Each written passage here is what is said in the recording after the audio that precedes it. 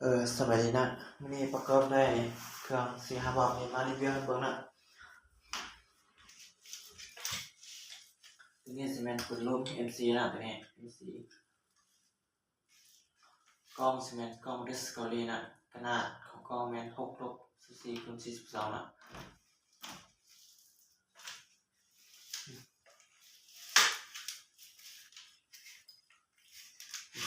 น้ำมันเนี่ยนะ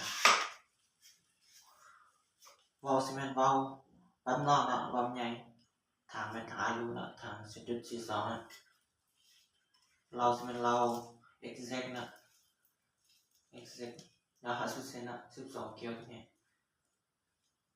กล้อง Discovery ตัวนี้มันเปิดได้ไฟนะเปิดได้สีแดงแล้วก็สีเขียวนะตัวนี้สูงต่ำนะตัวนี้เบิ่งซ้ายเบิ่งขวาตัวนี้ระยะกันยิงนะระยะกันยิงตัวนี้ปืนใหม่ๆนะโปรแกรมได้มารีวิวให้เบิ่งนะตัวนี้สิมีบ้างใส่ลูกปืนนะใส่ได้12ลูกนะ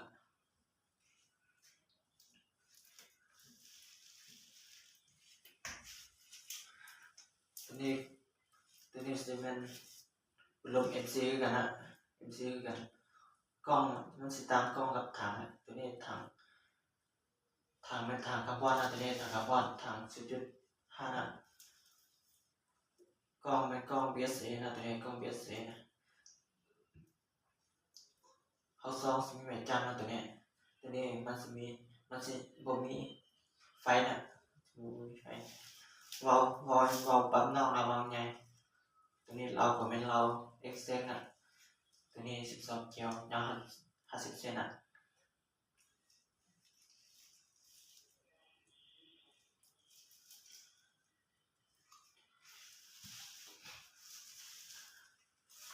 นี่จะเป็นเคส2นะเคส2เป็นลมเคส2กล้อง Discovery นะขนาดของกล้องแม่น6-24x42 นะเปิดได้ไฟนะกล้อง Discovery ตัวนี้จะเป็นวาล์วปั๊มในนะวาล์วปั๊มในทางอารูนะทาง 10.42 นะเราที่เกลียวกล้องนะตัวนี้มันสตาร์นะเนาะตามของ2อันนี้นะเราที่เกลียวกล้อง12เกลียวนะ50เซนนะ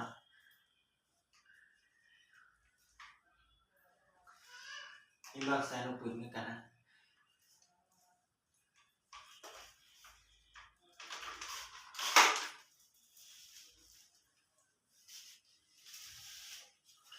ตัวนี้ก็เป็น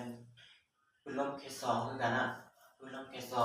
2กล้องมันกล้อง BSA นะกล้อง BSA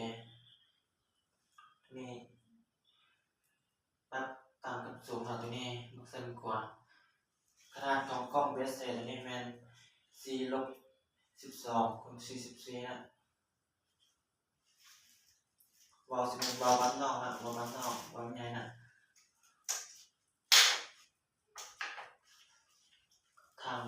มันทางคาร์บอนนะทาง 0.5 เราเป็นเรา exact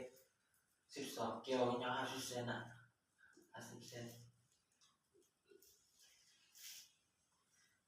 ถ้าผู้ใดที่สนใจเราก็ทักให้นะ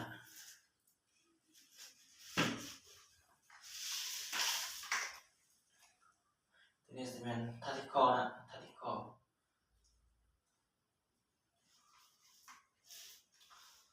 กล้องเป็นกล้อง BSA นะกล้อง BSA วาล์วจะเป็นวาล์วปั๊มในนะทัติคอตัวนี้มันสิบ่มีวาล์วปั๊มนอกนะมีวาล์วปั๊มใน